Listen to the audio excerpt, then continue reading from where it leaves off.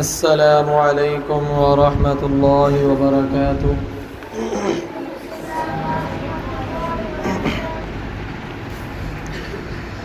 ان الحمد للہ نحمده ونستعینه ونستغفره ونعوذ باللہ من شرور انفسنا ومن سیئات اعمالنا، من يهده الله فلا مضل له ومن يضلله فلا هادي له،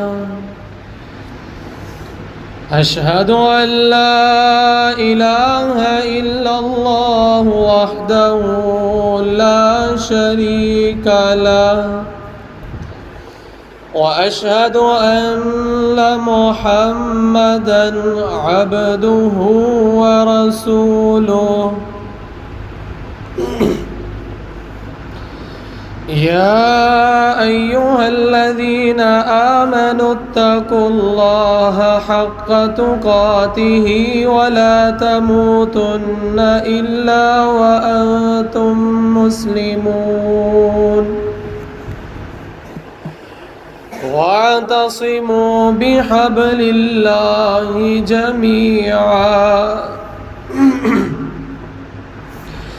يا أيها الناس اتقوا ربكم الذي خلقكم من نفس واحدة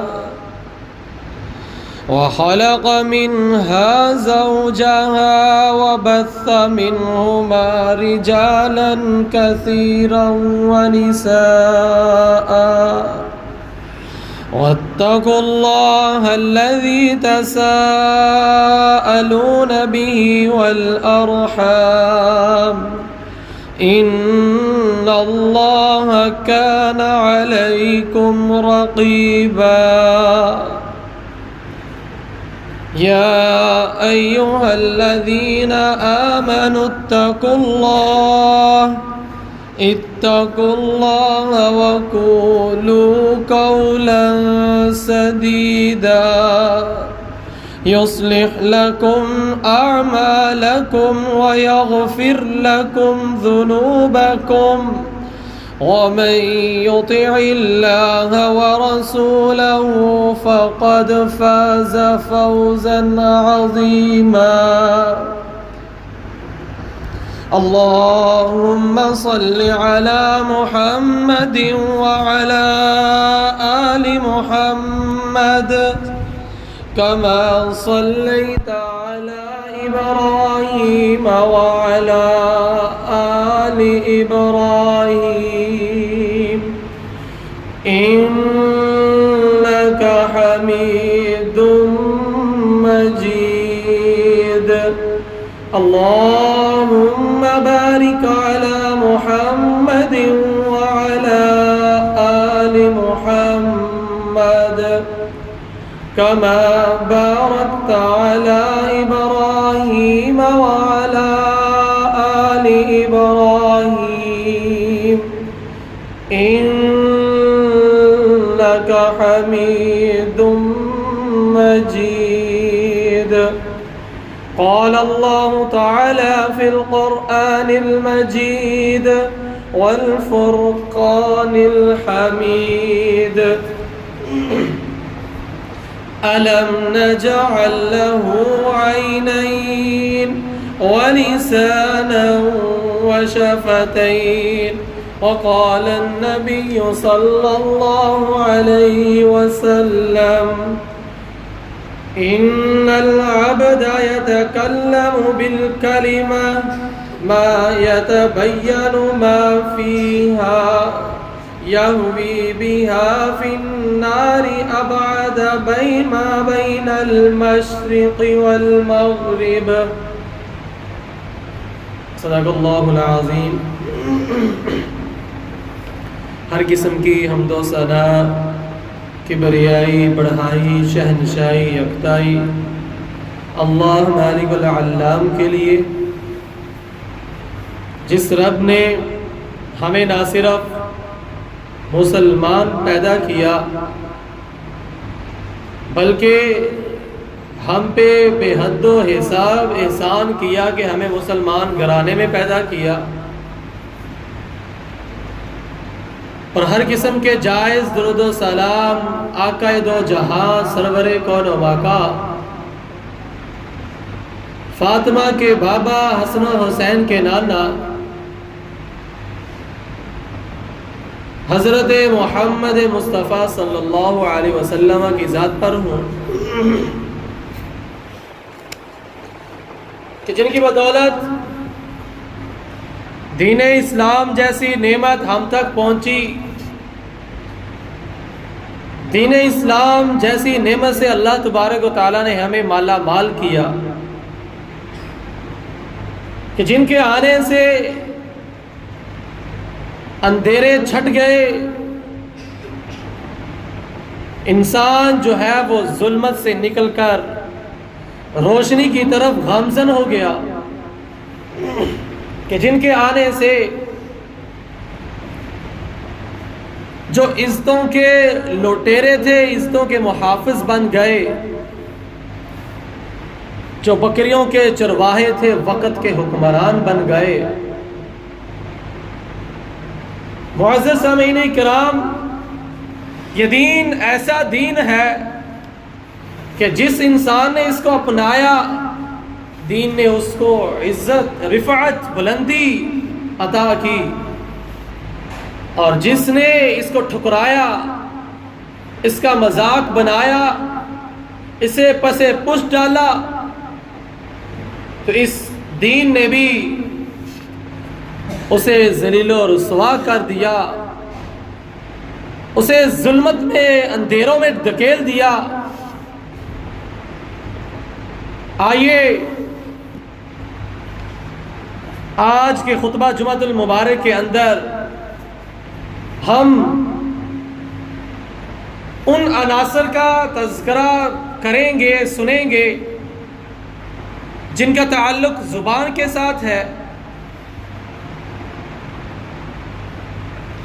کیونکہ زبان کے ساتھ انسان نے گفتگو، کسی کے ساتھ متکلم، مخاطب ہونا ہوتا ہے، تو اس زبان سے کئی طرح کی باتیں، کئی طرح کے جو ہے سوالات جو ہے وہ پیدا ہوتے ہیں۔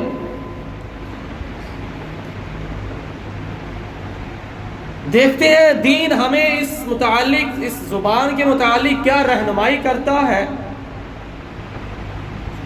کون سے ایسے عناصر ہیں جن سے دین ہمیں بچنے کے لیے حکم دیتا ہے، جو صرف اور صرف زبان سے سرزد ہوتے ہیں۔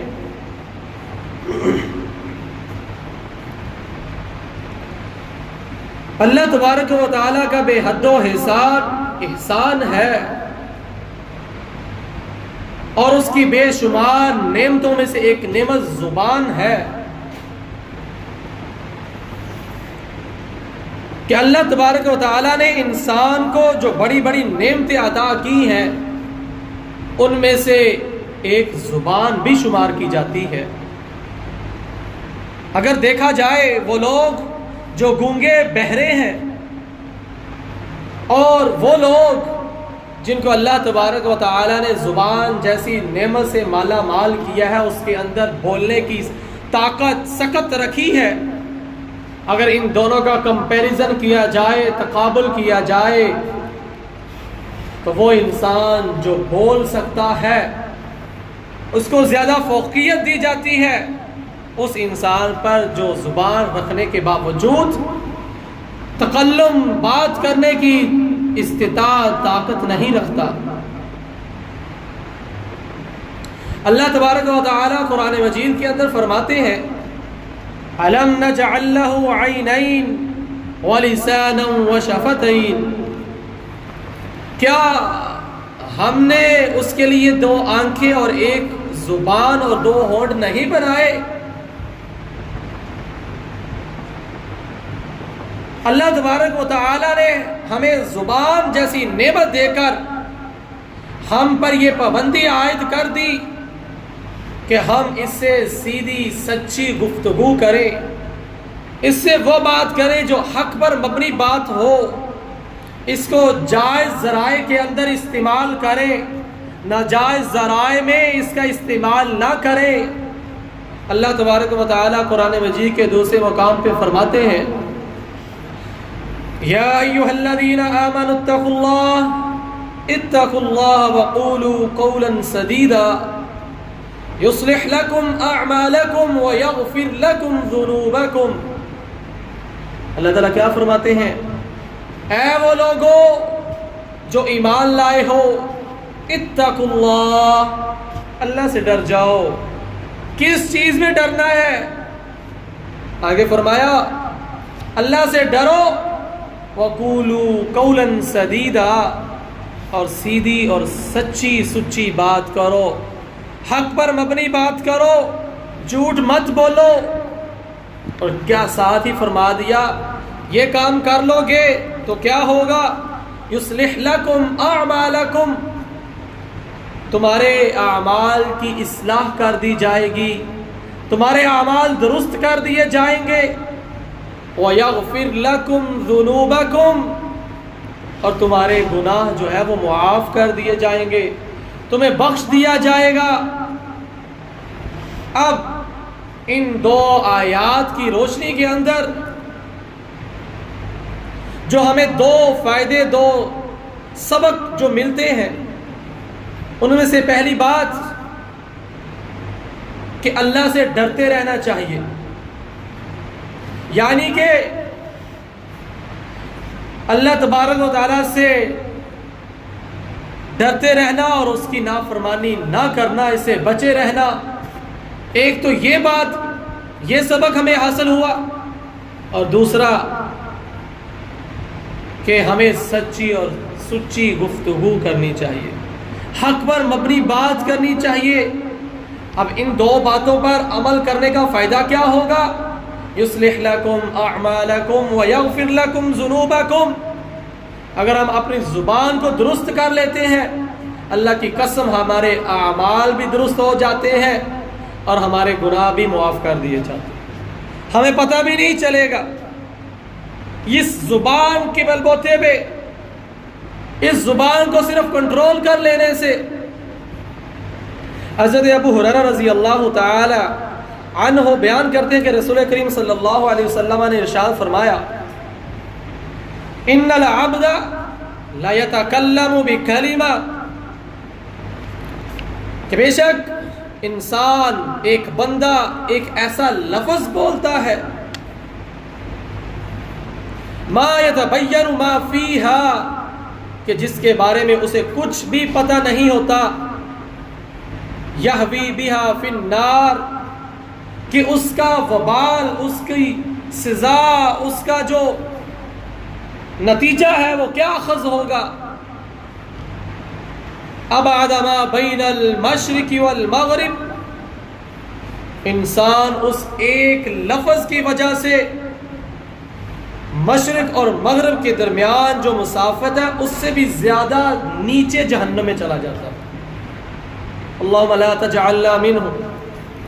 اللہ تبارک و تعالی ہم سب کو ایسے کلمات سے، ایسے لفظ سے، ایسے کلمہ سے محفوظ رکھے کہ جس کی بنا پہ ہم جہنم کی اتنی گہرائی میں چلے جائیں کہ جتنی مسافت مشرق اور مغرب کے درمیان میں ہے، اس سے بھی زیادہ انسان گہرائی میں چلا جاتا ہے۔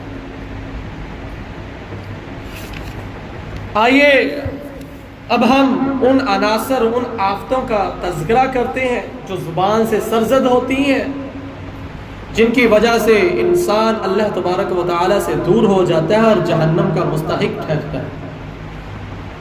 ان سب سے پہلی جو چیز ہے، زبان کے ساتھ شرکیہ الفاظ بولنا۔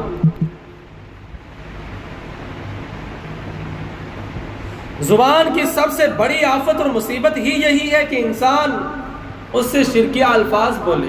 مثلا وہ غیر اللہ کے لیے زبان سے غیر اللہ کو مدد کے لیے پکارتا ہے، یا ان سے دعا مانگتا ہے، یا اس طرح کی تعریف کرتا ہے کہ انسان کو ان اختیارات کا مالک بنا دیتا ہے جو اختیارات صرف اور صرف اللہ تبارک و تعالیٰ کی ذات کے لیے ہیں. تو یہ ایسا گناہ ہے، ایسا گناہ کہ اگر انسان توبہ کیے بغیر مر جائے تو وہ جہنمی ہے. یہ میں نہیں، یہ قرآن مجید کہتا ہے. اور اس سے دوسرا جو گناہ سرزد ہوتا ہے وہ ہے انسان کا اللہ تبارک و تعالیٰ کے متعلق جھوٹ باندھنا، افتراء درازی کرنا. مثلا کوئی انسان یہ کہتا ہے کہ اللہ کی اولاد ہے، جیسے کہ مشرکین مکہ کہا کرتے تھے فرشتوں کے متعلق کہ اللہ تعالیٰ کی بیٹیاں ہیں. یا یہ وہ کہے کہ اللہ تعالیٰ نے فلاں کام کا حکم دیا جبکہ حقیقت میں اللہ تبارک و تعالیٰ نے اس کا حکم نہ دیا ہو. یا وہ اس طرح کہے کہ اللہ تبارک و تعالیٰ نے اس کام سے منع کیا ہے جبکہ اللہ تبارک و تعالیٰ نے اس کے متعلق کوئی ممانعت کا حکم صادر ہی نہ کیا ہو. حلال و حرام کے اندر تمیز، حلال کو حرام، حرام کو حلال کر دے. تو ایسے لوگوں کے لیے اللہ تبارک و تعالیٰ نے فرمایا کہ ایسے لوگ ان الذین یفترون علی اللہ الکذب لا یفلحون، ایسے لوگ جو اللہ تبارک و تعالیٰ پر افتراء، جھوٹ باندھتے ہیں، لا یفلحون، وہ کبھی بھی فلاح، کامیابی نہیں حاصل کر سکتے. اور فلاح کامیابی کیا ہے؟ انسان کی فلاح اور کامیابی یہ ہے کہ انسان کل قیامت والے دن اللہ تبارک و تعالیٰ کے دربار کے اندر سرخرو ہو جائے، اللہ تبارک و تعالیٰ کی جنت کا مستحق ہو جائے، اللہ تبارک و تعالیٰ کی نعمتوں کا جو ہے وہ حقدار ٹھہرا دیا جائے. یہ ہے وہ کامیابی. دنیا کے اندر انسان کوٹھی، بنگلہ، مکان، کوئی بڑی پوسٹ پہ جو چلا جائے تو انسان سمجھتا ہے میں نے بہت بڑی کامیابی حاصل کر لی ہے. نہیں، یہ کامیابی نہیں ہے. اللہ تبارک و تعالیٰ نے فرمایا متاع قلیل، یہ دنیاوی تھوڑا سا فائدہ ہے، اس کے بعد کیا ہوگا؟ وَلَهُمْ عَذَابٌ أَلِيمٌ، اس کے بعد دردناک عذاب ہے. تو ہمیں کرنا کیا چاہیے؟ ہمیں صرف دنیاوی جو کامیابیاں ہیں انہی کو سمیٹ کر جو ہے شیخیاں نہیں بکھیرنی چاہیے، بلکہ اللہ تبارک و تعالیٰ سے توبہ طائب ہونا چاہیے. ایسے وہ کام جن سے اللہ تبارک و تعالیٰ نے منع کیا ہے رکنا چاہیے، اور جن کے کرنے کا حکم دیا ہے ان کو کرنا چاہیے. اس کے بعد تیسرا کام کیا ہے؟ اللہ تبارک و تعالیٰ یا اس کے رسول صلی اللہ علیہ وسلم یا کتاب قرآن مجید کا مذاق اڑانا، جیسا کہ آج کل یہ چیز عام ہے.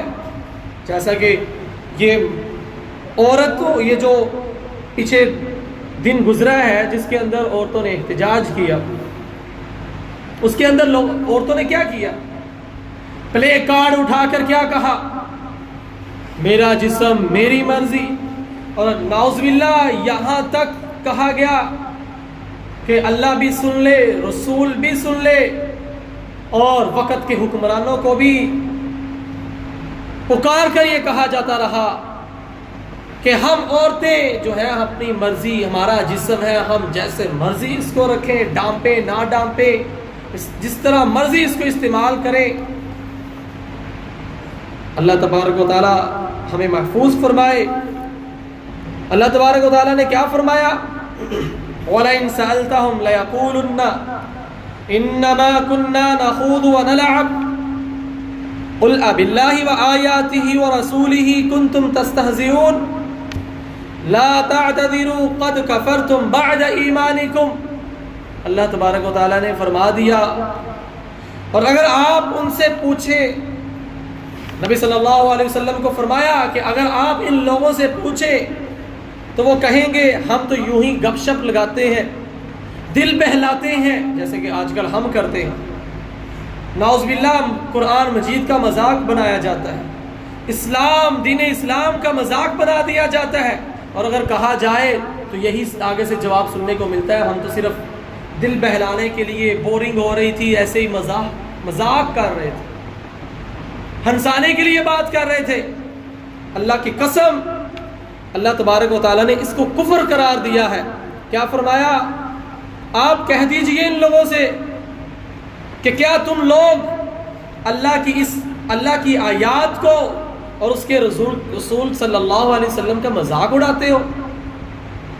لا تعتذروا قد کفرتم بعد ایمانکم، اور اب جھوٹی معذرت پیش نہ کرو، تم لوگ ایمان لانے کے بعد دوبارہ کافر ہو چکے۔ کیا مطلب ہے اس کا؟ ایمان لانے کے بعد کافر ہونا، ایمان لانے کے بعد کافر ہونا مراد یہ ہے جیسے کہ آج کل بہت بڑا فتنہ جو ہے سنیک ویڈیو، ٹک ٹاک، اس طرح کی دیگر ایپس جس کے اوپر صرف اور صرف جھوٹ پر مبنی، لوگوں کو ہنسانے کے لیے، لوگوں کا دل بہلانے کے لیے ویڈیوز بنائی جاتی ہیں اور اس طرح کی پوسٹ جو ہے وہ کی جاتی ہیں کہ جن سے لوگ پڑھ کر انہیں ہنسے، جو ہے لوگ واہ واہ کریں۔ لیکن اس دنیا کے اندر تو آپ کی واہ واہ ہو جائے گی، لیکن کل قیامت والے دن اس کا نتیجہ جہنم ہوگا۔ کیوں؟ اللہ تبارک و تعالیٰ کہہ رہے ہیں کہ ایمان لانے کے بعد اللہ اور اس کے رسول یا کتاب اللہ کا مذاق اڑانا وہ ایسے ہے جیسے کہ انسان کفر کرتا ہے۔ آگے دیکھتے ہیں چوتھی بات جس سے ہمیں بچنا چاہیے، زبان، جو ہم گناہ زبان سے کرتے ہیں، وہ چوتھا گناہ کون سا ہے؟ رسول اکرم صلی اللہ علیہ وسلم پر جھوٹ بولنا۔ کیسے ہم جھوٹ بولتے ہیں کہ نبی صلی اللہ علیہ وسلم کی طرف جھوٹی حدیث کو منسوب کر دینا، جیسے کہ واٹس ایپ، انسٹا، فیس بک، اس طرح کے سوشل میڈیا جو پلیٹ فارم ہیں، ان کے اوپر بیسیوں تیسیوں نہیں بلکہ سینکڑوں اور ہزاروں کی تعداد کے اندر روزانہ کی بنیاد پہ ہم ایسی روایات، احادیث یا ایسی باتیں سنتے ہیں کہ یہ کر لو تو یہ ہو جائے گا، اتنی دفعہ یہ پڑھ لو تو یہ ہو جائے گا، جس کا کوئی سرے سے حوالہ ہی نہیں ہے، اور وہ نبی صلی اللہ علیہ وسلم کی طرف نعوذ باللہ منسوب کر دیا جاتا ہے۔ حضرت مغیرہ رضی اللہ تعالیٰ عنہ بیان کرتے ہیں کہ رسول اکرم صلی اللہ علیہ وسلم نے فرمایا،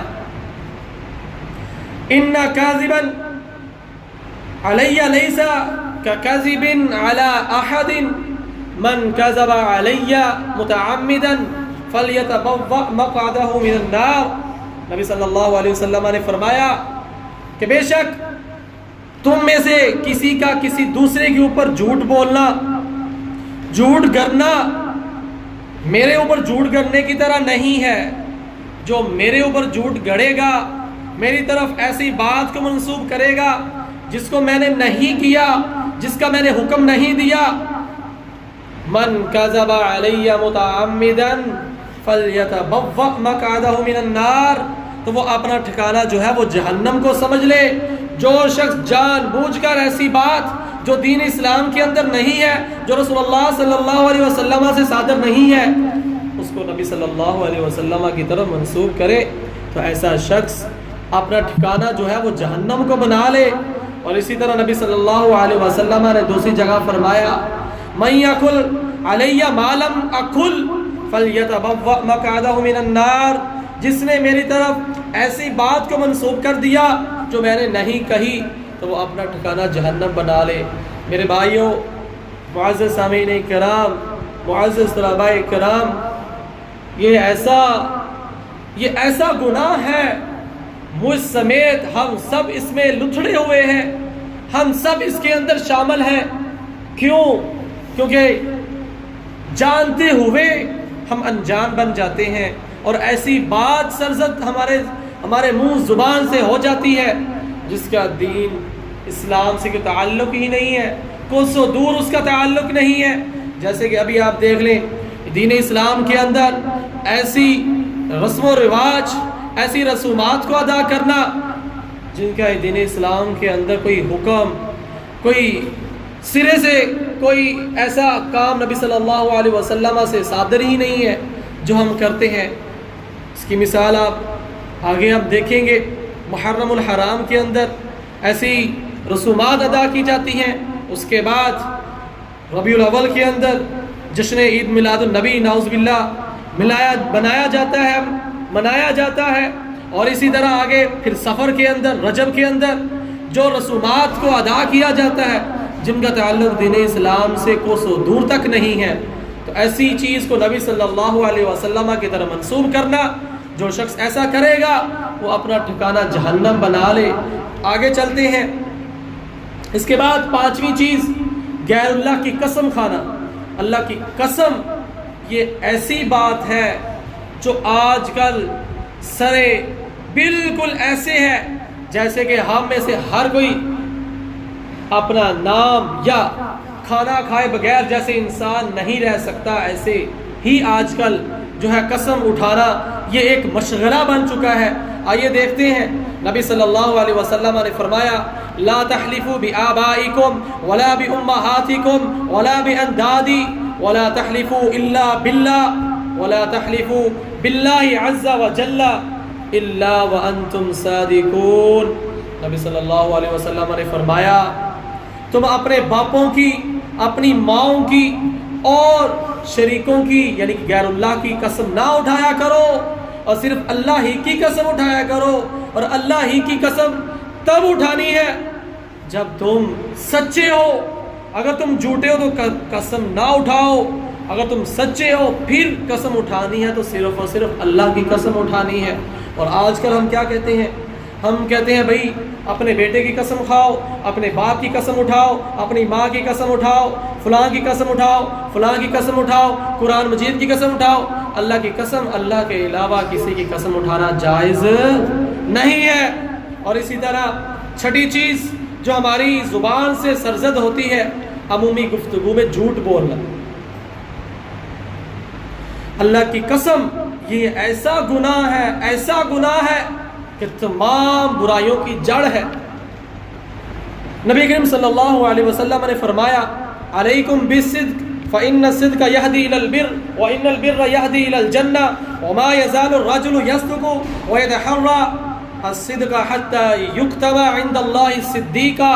نبی صلی اللہ علیہ وسلم نے فرمایا ہمیشہ سچ بولنا لازم پکڑ لو، سچ بولا کرو۔ کیا ہوگا سچ بولنے سے؟ فإن الصدق يهدي إلى البر، جو سچائی ہے وہ تمہاری رہنمائی نیکی کی طرف کرے گی۔ فإن البر يهدي إلى الجنة، اور جو نیکی ہوگی وہ تمہیں جنت کی طرف لے جائے گی۔ وما يزال الرجل، اور انسان ہمیشہ سچ بولتا رہتا ہے۔ ويتحرى الصدق، اور وہ اللہ کے ہاں سچا لکھ دیا جاتا ہے۔ اللہ کی قسم جو جھوٹ بولتا ہے اس کا انجام بھی سن لیجئے۔ فرمایا وَإِيَّاكُمْ وَالْكِذْبَ فَإِنَّ الْكِذْبَ يَهْدِي إِلَى الْفُجُورِ وَإِنَّ الْفُجُورَ يَهْدِي إِلَى النَّارِ وَمَا يَزَالُ الرَّجُلُ يَكْذِبُ وَيَتَحَرَّى الْكِذْبَ حَتَّى يُكْتَبَ عِندَ اللَّهِ كَذَّابًا۔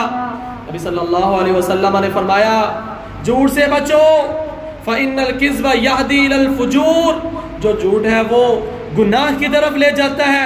وَإِنَّ الْفُجُورَ يَهْدِي إِلَى النَّارِ، اور جو گناہ ہے وہ جہنم میں لے جاتا ہے۔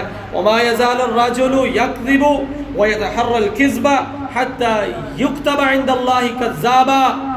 نبی صلی اللہ علیہ وسلم نے فرمایا انسان جھوٹ بولتا رہتا ہے، بولتا رہتا ہے، بولتا رہتا ہے، ایک وقت آتا ہے اللہ تعالیٰ کے ہاں وہ جھوٹا لکھ دیا جاتا ہے۔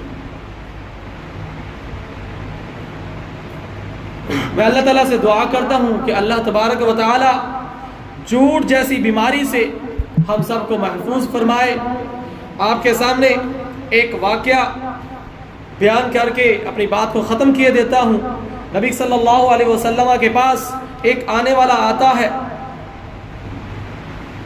اور کہتا ہے اللہ کے رسول صلی اللہ علیہ وسلم میرے اندر معاشرے کا ہر گناہ پایا جاتا ہے، کوئی ایسا گناہ نہیں جو میں نے سرزد نہ کیا ہو، جو مجھ سے سرزد نہ ہوا ہو، جس کو میں نے نہ کیا ہو۔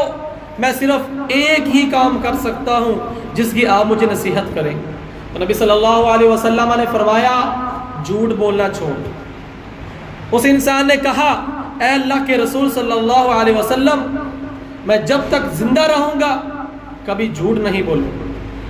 چلا جاتا ہے، جا کے شراب پینے لگتا ہے، دل میں خیال آتا ہے میں نے تو اللہ کے رسول صلی اللہ علیہ وسلم سے وعدہ کیا کہ میں جھوٹ نہیں بولوں۔ اگر مجھ سے اللہ کے رسول صلی اللہ علیہ وسلم نے پوچھ لیا کہ تم نے شراب پی ہے تو میں کیا جواب دوں گا؟ شراب گئی۔ چوری کرنے لگتا ہے، پھر یہی خیال مانے آ جاتا ہے۔ ڈکیٹی کرنے لگتا ہے، زنا کرنے لگتا ہے، جوا کھیلنے لگتا ہے، حتیٰ کہ ہر وہ برائی کا کام جو وہ کرتا تھا جب اس کو کرنے لگتا ہے اس کے دل میں یہی خیال آتا ہے، یہی خیال پنپتا ہے، اور یہ تمام برائیاں اس سے دور ہو جاتی ہیں۔ جب وہ دوبارہ نبی صلی اللہ علیہ وسلم سے ملتا ہے تو کہتا ہے اللہ کے رسول صلی اللہ علیہ وسلم، مجھ سے تمام جو گناہ ہیں، جتنی بھی برائیاں تھیں جو میرے اندر معاشرے کی برائیاں پائی جاتی تھیں، تمام کی تمام وہ ختم ہو گئی ہیں، وہ ایک جھوٹ کی وجہ سے۔ تو کیا سبق ملتا ہے اس حدیث سے، اس واقعہ سے؟ اس واقعہ سے ہمیں جو سبق ملتا ہے وہ یہ کہ تمام جھوٹ جو ہے وہ تمام برائیوں کی جڑ ہے۔ اگر ہم جھوٹ بولنا چھوڑ دیں، اللہ کی قسم بہت سارے ایسے گناہ ہیں جو ہم سے چھوٹ جائیں، بلکہ بہت سارے نہیں، تمام گناہ ہی چھوٹ جائیں۔ کیونکہ جب آپ سے پوچھا جاتا ہے، ادارے کے اندر استاد پوچھ لے، گھر کے اندر والدین پوچھ لے، باہر کوئی دوست، کوئی عزیز و اقارب مل جائے آپ کو، اگر وہ پوچھ لے، اگر ہم سے وہ پوچھیں نماز پڑھی ہے تو ہمیں جھوٹ بولنا پڑتا ہے۔ بچنے کے لیے، اپنی عزت بچانے کے لیے جھوٹ بولنا پڑتا ہے، کیونکہ اگر ہم سچ بولیں گے ہو سکتا ہے ڈانٹ ڈپٹ بھی ہو سکتا ہے ہمیں انسلٹ کا، بےزتی کا بھی سامنا کرنا پڑے، ہو سکتا ہے استاد سے جو ہے وہ سرزنش کا سامنا کرنا پڑے، اس وجہ سے ہم جھوٹ بولتے ہیں۔ لیکن یہ بولا ہوا جھوٹ، انسان نے ایک تو گناہ کیا نماز نہ پڑھنے کا، اور دوسرا گناہ کر لیا جھوٹ بولنے، اور جھوٹ جو ہے وہ کبیرہ گناہوں میں سے ہے، ایسا گناہ جو توبہ کے بغیر اللہ تبارک و تعالی معاف نہیں کرتے۔ تو اللہ تبارک و تعالی سے دعا کرتا ہوں کہ اللہ تبارک و تعالی ہم سب کو وہ تمام کام جو زبان سے سرزد ہوتے ہیں، جن کی وجہ سے ہم جہنم میں جا سکتے ہیں، اللہ تبارک و تعالی ہم سب کو ان سے محفوظ فرمائے۔ وآخر دعوانا ان الحمد للہ رب العالمین۔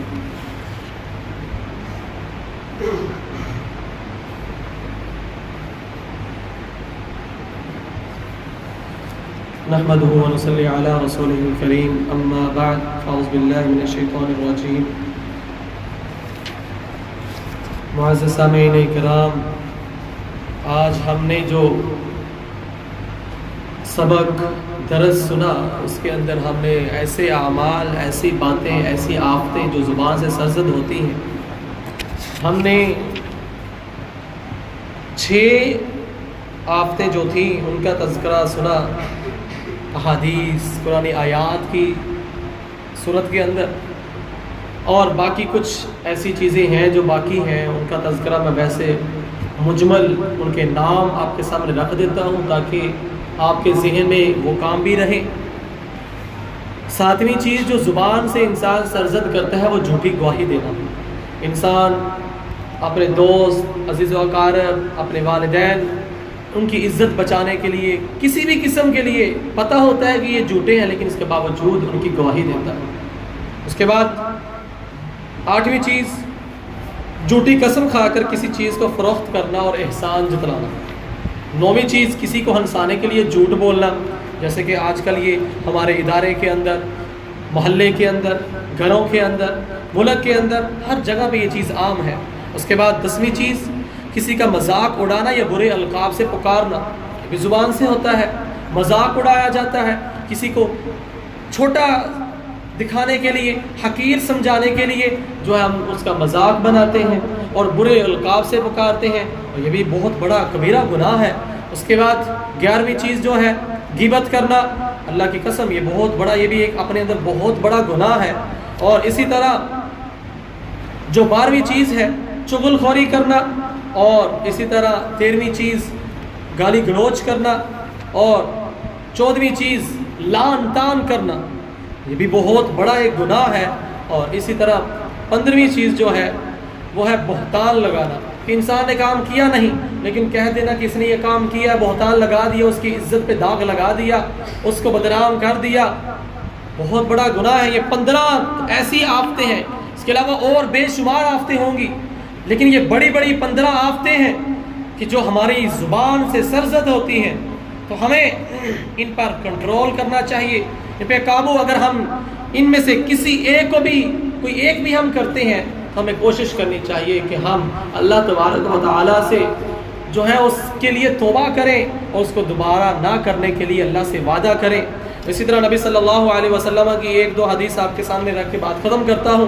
نبی صلی اللہ علیہ وسلم نے فرمایا کہ من وقاه اللہ عز وجل شر ما بین لحییہ وشر ما بین رجلیہ دخل الجنہ، اور اسی طرح دوسری جگہ فرمایا من یضمن لی ما بین لحییہ وما بین رجلیہ ازمن لہ الجنہ۔ یہ بخاری کی صحیح البخاری کی یہ حدیث ہے۔ نبی صلی اللہ علیہ وسلم نے فرمایا جو شخص مجھے دو چیزوں کی ضمانت دے دے، دو چیزوں کی گارنٹی دے دے، میں محمد صلی اللہ علیہ وسلم اس کو جنت کی گارنٹی دیتا ہوں۔ وہ دو چیزیں کون سی ہیں؟ فرمایا من وقاه اللہ عز وجل شر ما بین لحییہ، جس شخص کو اللہ تبارک و تعالی نے زبان اور شرمگاہ کے شر سے بچا لیا وہ جنت میں داخل ہوگا۔ اور اسے دوسری جگہ فرمایا جو شخص مجھے اپنی زبان اور اپنی شرمگاہ کی ضمانت دیتا ہے تو میں اسے جنت کی ضمانت دیتا ہوں۔ اور میرے بھائیوں، عزیز طلباء کرام، ہمیں نبی صلی اللہ علیہ وسلم کی اس حدیث پر عمل کرنا چاہیے تاکہ ہم جنت کے مستحق بن سکے، جنت کے وارث بن سکے، جنت کی نعمتیں جو ہیں اللہ تبارک و تعالیٰ انہیں ہمارے لیے ہمیں ان کا حقدار بنا دے۔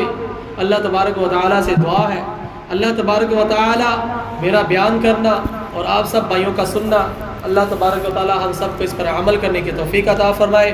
ان اللہ یأمرکم بالعدل والاحسان وایتاء ذی القربى وینہی عن الفحشاء والمنکر والبغی یعظکم لعلکم تذکرون۔ سبحان ربک رب العزة عما یصفون وسلام علی المرسلین والحمد للہ رب العالمین۔